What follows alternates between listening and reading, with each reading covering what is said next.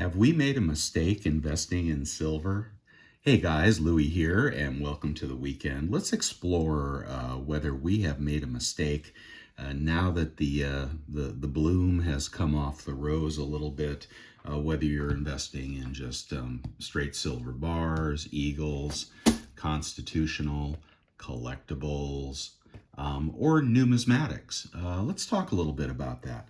So, do I think it could be a mistake to be invested in silver?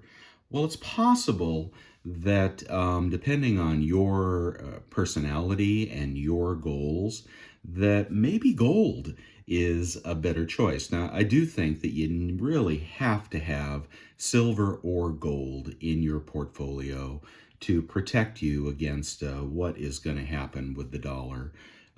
Even if inflation, continues on at 4, 5, 3, the dollar is clearly not going to buy as much, and tangible assets are clearly going to appreciate over the long term. But silver, it has a speculative edge. And I know it's hard to think of silver in terms of speculation because you think it's tangible and it's firm and, it has to increase over time. But as I said last week, it's very cyclical. And other derivatives of silver, whether it's constitutional or silver eagles, collectibles, or even silver numismatics like these like these Morgan silver dollars back here in my collection, they have different aspects, and you really ought to consider what your end goal is. So I don't think it's a mistake to buy and hold silver or gold, depending on your time perspective. I think you give any of these things 5 years, and there's a good chance you're going to be substantially up from where you are. I think there is a certain person that perhaps should have more gold than silver because it is more stable. It's not as speculative. When silver makes its move, it is dramatic. I always, compare it to the tortoise and the hare, gold being the tortoise and silver being the hare, and they're both going to the finish line, but they're going in at different speeds at different times, and that's kind of like silver. And there are definitely forces that want to keep it down when it moves up. You only have to look at the chart to see the price spikes up to 50 and what happened immediately after that. Changing margin requirements, trying to put people in jail for trying to corner the market, and the giant derivatives scheme that seems to only sell and never buy unless they're buying the physical to stockpile in their own warehouse for the future. So silver has this really speculative nature to it, and spot price will act accordingly. Gold is more stable over time and is an absolutely great investment to buy, bury in the backyard, and don't ever worry about it. At the moment, I think the gold to silver ratio is quite high, around 85, higher than its long-term average, higher than certainly its lows of, 15, 16, which means that, when silver makes its run, you could see the gold to silver ratio back to 15 to 1. Okay, you might disagree with that. Maybe things have changed. Maybe it could be 30 to 1. But that means roughly, here's a tube of silver eagles. There's 20 in here. So this would get you about 2/3 of an ounce of gold, right? If that happens, I think that will happen. When it will happen, I don't know. But silver can go up and silver can go down, and gold is a lot more stable in good times and bad. And when the market, the bottom of the market drops out, as I fear it could, because I think the bottom of the equity market could potentially drop out here, bringing silver and gold with it as liquidity becomes really important and people hold on to silver and gold for liquidity. So that's a little bit of the broader theme. I think you should decide what kind of investor you are, especially if you're new, and welcome to the channel if you are. Do you enjoy the price movements? Do they make you nauseous when you see, your hard-earned money going down in fiat value in the short term? Or do you completely ignore that and think, I'm going to start accumulating more, which I believe in, as prices decline? You want to buy on the dips. You don't want to buy on the rips. You actually want to sell a little bit on the rips. A good example is Constitutional, and I'm seeing more evidence that premiums are coming down much further on Constitutional because Constitutional is somewhat a derivative of the Silver Eagle. Actually, everything in silver, with the exception of some collectibles, is a derivative of the Silver Eagle. And when you see Silver Eagle premiums high, like they have been recently, it pulls up the price of generic bullion. It pulls up the price of constitutional silver. It even pulls up the price of things like ATB, silver dollars, and other U.S. mint products. So when the premiums are high, yes, you're going to pay more for everything because that is driving those premiums on the entire ecosystem. Now, with the premiums falling, and you can buy Eagles today over at Vermilion Enterprises for, I think, about $29.75 for solid date tubes, as few or as many as you want. He'll charge about $13, I think, for shipping. And I think they're going to go lower. And from looking at his videos, he said it's finally happened with Constitutional. The premiums have come way off. And he has predicted, now this is really going to blow your mind, he's predicted that the buy price on Constitutional could drop dramatically, maybe even down to spot. And isn't it funny that last week I told you a story about, or maybe it was in the comments of my video, I told you a story about a good friend of mine who bought $1,000 bag of Constitutional years and years and years ago. And when he needed the money many years later, he happened to hit one of the troughs in the market, and he could only get spot for it. So if you've been paying, 5, 6, 7 over face for Constitutional, now we're going to see the reverse of that. Yes, they're not making any more, but there are tens of millions of coins out there in somebody's stack that will be buying and selling. That's what it's for. It is the perfect coin and unit of value for barter. And I do think you want to have some, but I think we're going to get more of a deal on this. And those premiums are reducing. The other thing that Brian Vermilion said in his last video, you can look up his channel on YouTube, is that buying has dropped off, just right off the cliff. He said he was able to pick up silver rounds, wholesale. Now, he's a wholesale buyer. He's a coin shop. But I think he said somewhere around 75 cents over spot. And he'll probably sell those, maybe he'll give those to you guys at $2 over spot at some time. But the buying prices are coming down, the premiums are coming down, and that's evidence that this is cyclical. We're here in the market. Oh, here comes the cat. She's going to knock over my camera probably. I'm going to try to keep talking. Hi. The market, we've stayed in a range here between 22 and 23. In one of the pre-market moves, I believe we got down to 22.25. The week before, the low I saw in pre-market was 22 even. I think we have risk down into the 21s. And then again, it's trying to bounce here, but the dollar has been stronger. And rates have been more aggressively pushing up on the long bond. And Powell hasn't really said anything new, although his tone is a little more subdued when it comes to continued hikes. But we should expect continued hikes as long as GDP comes in positive and inflation, don't bite my coin flip. Come on. We should expect, inflation to be sticky here. It's not coming down that fast. So what do you buy? Are you in the market? Well, I do think you buy on the dips. And I think you, as I said last week, I think the summer doldrums, you pick a time period of the next, 3 to 7 weeks, and you look at allocating your money into the market to buy whatever you're looking at. Gold looks great. Silver looks great, but yes, we could have a dip further, and you want to be ready with liquidity if that happens. What will you buy? Well, that'll be up to you, but I want to talk about some of the mistakes you can make when you buy, even if you're happy buying and you're definitely into this this hobby. I'm sorry about the cat. Um,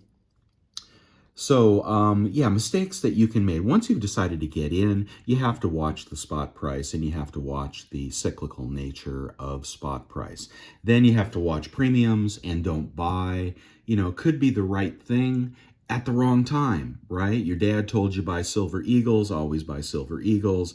You can get rid of them easily. But if you just took that to the coin shop a month ago or 2 months ago, you might have been paying $40 for a silver eagle. Fewer and fewer people are doing that because the momentum is coming out of the market. People don't like to buy when prices are dropping. Everybody wants to catch the bottom, but people generally stop buying when prices are dropping, except for the most seasoned and most confident stackers. And I hope that's what you'll become. But the premiums, obviously, I've talked about the cyclicality of spot price. Now let's talk about what you might buy. Okay, so constitutional, you want to buy it when the premiums are low, not when they're high, so watch for that. Don't get carried away. Silver eagles, I think, we're coming in on a buy price here. My buy price will be, come on, don't do that. Stepping on my Morgans. I think the buy price, for me is going to be 27, 28. I don't mind picking up a bunch. If I came into some money, I would even pick up a monster box at 27. He does charge more for sealed monster boxes. Straight out bullion, absolutely. Pick it up whenever you want. That should be the majority of your silver stack. All right. Define majority, at least 51%, not in old Silvertown bars, which carry a premium and I like to resell. I mean in just the cheapest doggone silver you can buy. That's probably kilos, but lately there have been deals on 10-ounce bars, on 1-ounce rounds, 1-ounce bars. If you're gonna make this the base of your stack, don't pay more than $2 over spot. Whatever you pick up, it can be totally generic. You can virtually buy anything. Just don't buy those Christmas rounds or something like that. But if you're agnostic in terms of the design, take the lower premium every time, okay? Because when you take it into the LCS, he's going to say, is it a solid date tube? Are there any spots? And are they in good condition? And if they are, he's going to give you whatever's on his board, maybe spot these days. I doubt you're going to get $1 over spot today because the volume has dried up. Let's talk about other things. Okay, now this is an example for you guys, and if I hadn't been stacking for nearly 10 years, I wouldn't be able to say things like this with authority. This was one of the hottest coins in the market in 2017. It's a proof coin, and I am a collector, but I'm also a reseller. This was hot, hot, hot. This was when the Perth Mint was on fire. Kooks, koalas, proof coins, and the Swan came out, and it was very, very sought after. Let me show you this coin, and I'll tell you the story. I have to look at the COA to tell you what the mintage was, because mintage used to drive everything in the collectible market. Okay, only 2,500 of the proof silver Swan. You know that Perth Mint makes hundreds of thousands of bullion coins. This one was 2,500. It was the first in the series. There it is. Beautiful. Nothing can match the quality of a Perth Mint coin. They have got the quality down. Here we are 6 years later, not a spot, not a mark, no hazing. Beautiful, beautiful preservation of the coin. If you're going to collect, you got to collect coins that weather time. And some coins do not.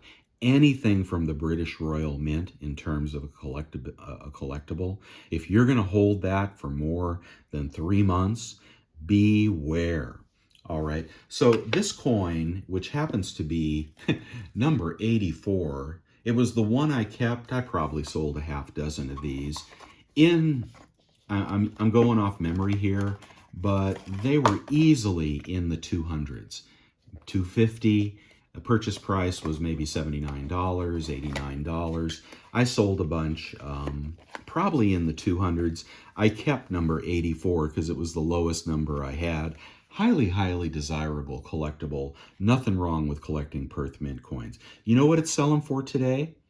I just got a bid. I have this one for sale now because I'm liquidating collectibles to buy more cheap bullion. But the bid, I just got an offer on this coin today at $70. Last one sold was like $69. Beautiful example, 6-year-old coin, low mintage. $69 down from 200 and something. I mentioned, so let that sink in. If you're a rich guy, if you're building, a legacy collection that someday will have your name on it, passing it on to, the family or a museum or whatnot, if you got a lot of money, I'm not talking to you. But if you're a regular guy, do not do this. Do not put a bunch of your money into Silver Swan proofs and think that they are going to go wild, okay, and you're going to get your money back. This is the dumbest thing you can do. I'm sorry I waited so long into this video to tell you that. So back away from the collectibles. Get one to make you feel good, show your friends. If you have a date run going of a particular set, collect that and nothing else. But for you non-rich guys out there, this is going to lose you money. This is going to lose you more money than the fiat you have in your pocket. Let's shift gears. Okay, now, this is my collection of Morgan silver dollars. I might be able to open this up for you. And I don't have the full run. I couldn't even consider getting the full run because there are $100,000 coins in the full run. But the one thing I do when I collect numismatics, and I don't know all that much about numismatics, but I do know what I like, and I do know that if you're going to collect numismatics, you need to collect something that is very, very popular and has a wide, wide audience. Okay, so, I would not go for the really abstract, Roman coins or whatever you think, is, a population of, 100 or whatever. Again, for regular guys. For rich guys, go out there and buy that Benjamin Franklin, the first Benjamin Franklin coin or something for $1 million, and you'll probably do well. But for the average guy, you want to stay with numismatics, which are part of my stack, upwards of, these days might be about more like 15% of my stack. Majority is silver. The next biggest chunk is gold. Generic gold is what I like. My state, it works fine. Gold and assay, I can get those at spot very, very often. Verified, assayed gold in 1 ounce gold rounds in assay. That's what I like to put in my stack, but I also have some fractional, which I really love if you can get a low premium on it. Back to the numismatics, you want something that everybody is collecting, and, it is, come on, open, there we go. Everybody collects Morgans, right? And peace dollars, and I have both. But my prime collection is, let's get a pretty one. My prime collection is the Morgans in MS64, and as many of the dates as I could capture. When I started putting these together in 2000, 15 maybe, 15, 16. You could pick these up on eBay for under 40 bucks. The really, really nice examples, the harder dates, you could get for under 70. And the Carson Cities and whatnot were, I mean, there's always the rarest of the Carson Cities, but an MS-64, you could pick those up for 150, 200, and sometimes more for the rarer dates. So these have done really well over time. It's hard to find a $40 MS-64, on eBay these days. I think these probably are at least 50% appreciated. And spot has gone from 14, recently 24. Not unlike actually the spot price appreciation over the same period of time. But this is a whole different ball game, and I like having numismatics. Oh, she's back. And I like having numismatics that everybody collects.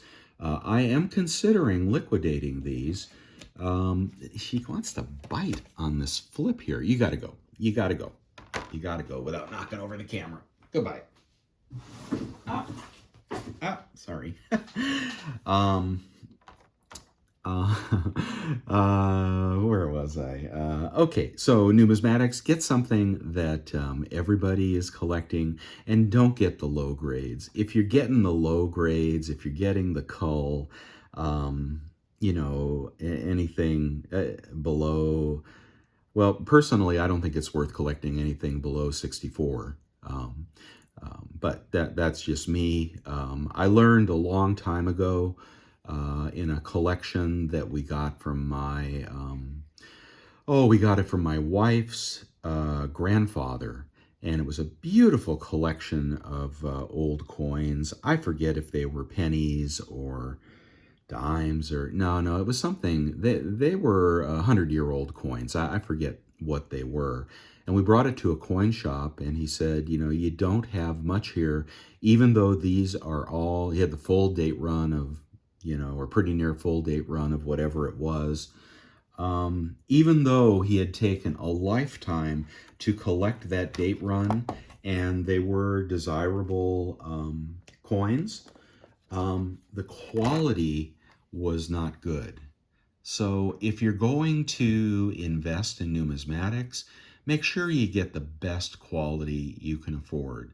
Before you buy one MS-62, before you buy, what was I going to say?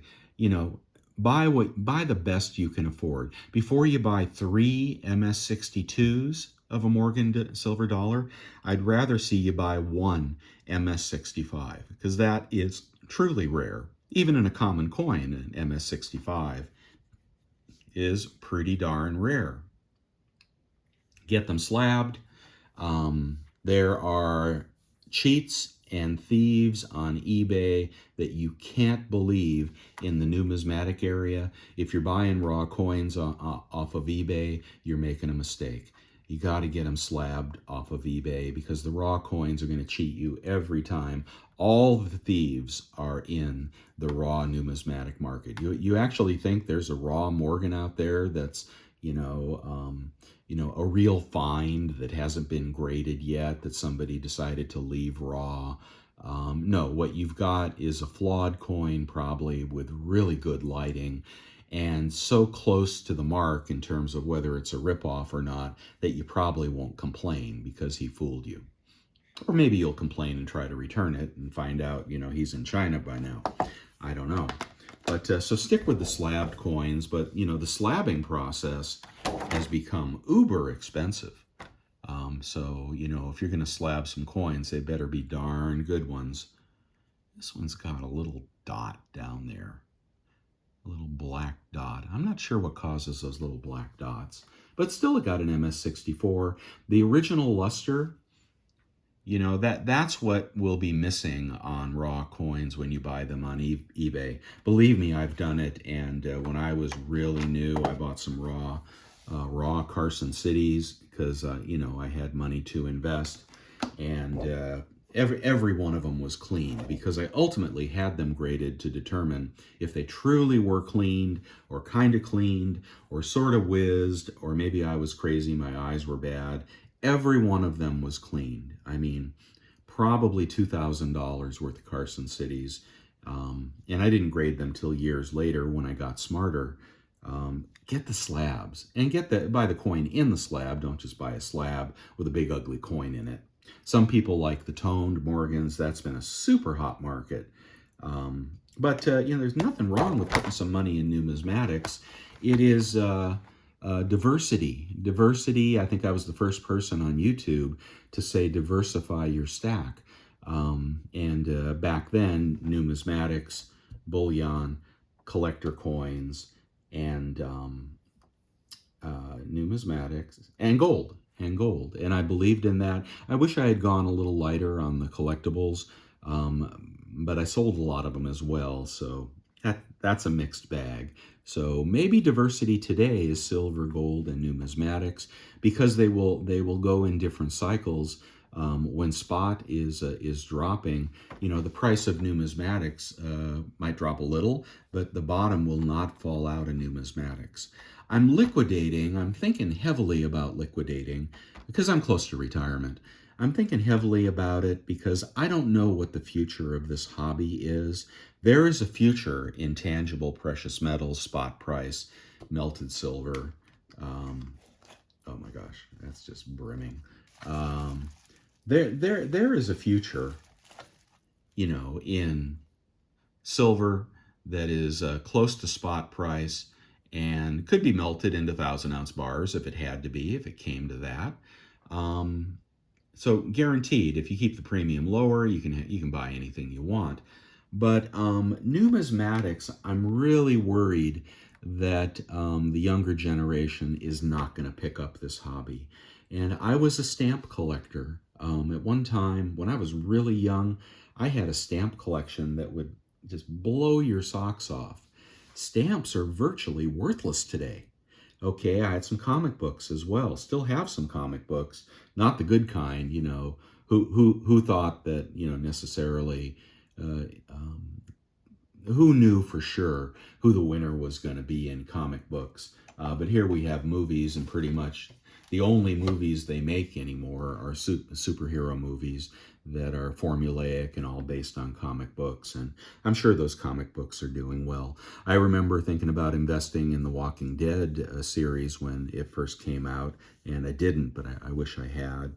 But comic books have dipped back, unless you're really in the mainstream. Stamps are virtually worthless. And I fear that numismatics may become relics in the future. And I'm talking a 20-year trend, but I think I'm going to reduce my numismatics, even though they've done fantastic. I mean, the Morgan Peace series at the U.S. Mint has brought a lot of excitement back to Morgan dollars. And you can probably still buy one of these MS-64s for about the same price as you could get a brand new uncirculated Morgan silver dollar. So you'll have to decide if you'd rather have this or that. But yeah, I think I'm not sold on numismatics. I'd love to hear your advice, because I am not a numismatist. That is, I know a couple things about a couple things. Mostly, I am a financial prepper. I want to prep, to preserve my money, because when things change, I don't want to be poor, right? You worked hard for your money, you want to hold on to it. And that's what I'm doing here. I've got my share of canned beans and, water purifiers and solar on the roof and so forth. But I'm a financial prepper. I believe in protecting my financial assets. And jury's out for me on numismatics. Silver, gold, fantastic, as long as you don't make the mistake of jumping in and buying the wrong thing at the wrong premium.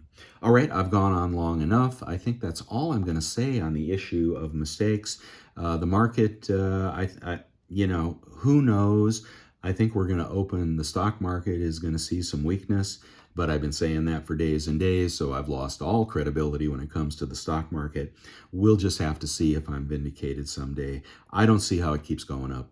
I don't. And I think there's going to be a whoosh, and I think, stuff is going to come down and come down hard. And that gives me a little pause when it comes to silver and gold. But aside from that, if you believe that the stock market is going to be stable, I'd be jumping in, over the next 3 to 7 weeks on your silver and gold purchases. I wouldn't hesitate, especially if you don't have anything. Look for those low premiums. Maybe next week we'll go shopping, huh? All right, and I really appreciated everybody who gave me a thumbs up, shot that video to the top of my list. That was fantastic. Thank you so much. Again, welcome to the new subscribers. If you have any questions, please ask them. I'll do my best to answer. I try to respond to most questions where I have something to say. And, I hope you have a fantastic week and you eat your share of hot dogs and hamburgers. Don't forget to go to the market and pick up those cheap ribeyes that go on sale. That's when you should buy meat, right? 3-day weekend, they drop the price of all the really nice meat.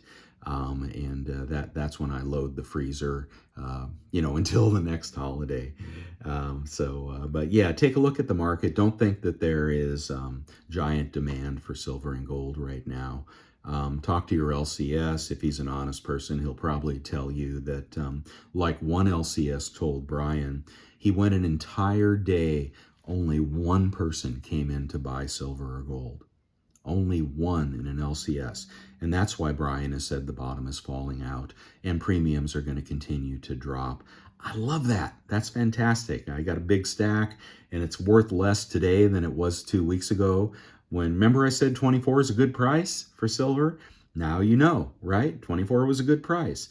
And when it was 25 and they were paying $10 premiums for silver eagles, sometimes even more, it was a good time to sell silver eagles. Okay, so, but now it's a good time to stack. Do it proportionally over the next few weeks. Watch the premiums, and let's watch and see what happens. We may have to test 20. I don't think so. I think we're going to touch 21 again, 21 and change, and something's going to happen to push it back up, and we may take another run, back up to perhaps a lower high, perhaps, we'll get over 23 and test 24 and fail and come back. That's the story of silver. If you're watching it every day, you're gritting your teeth and saying, I can't believe it, but you have to believe it. It's the weekly chart that really matters on silver and gold. So don't get upset about it. Look at it as opportunity and raise some cash, buy some silver and gold. And in 6 months, I think you're going to be really happy. Thanks, guys. See you next time. Thumbs up. Bye.